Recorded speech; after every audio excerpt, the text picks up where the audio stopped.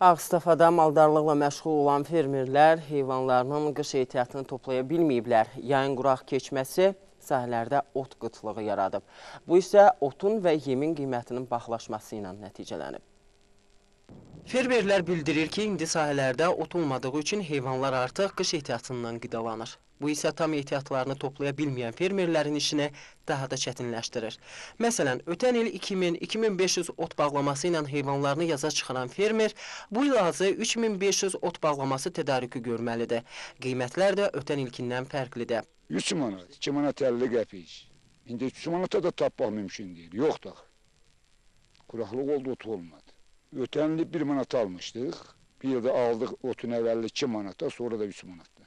Yəni otu keçən il 2 manat 50, 3 manata alırdıq. Arpanı da 25 qəpikdən 30 qəpikdən alırdıq keçən qış vaxtı. Ancaq indi məsəl üçün 3 manat 50 qəpik, 4 manatdır. Arpa da ki 30-35 qəpik. Otdan əlavə qışa yem ehtiyatı da toplanır. Yemin də qiyməti bahalaşıb. Buna paralel olaraq qış aylarında iri və xırda buynuzlu malqaranın qiyməti ucuzlaşır.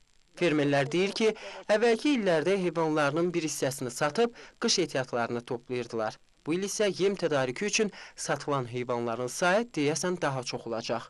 Vüsal Nazim, Elton Salmanoğlu, Orxan Musoğlu, Ağstafa.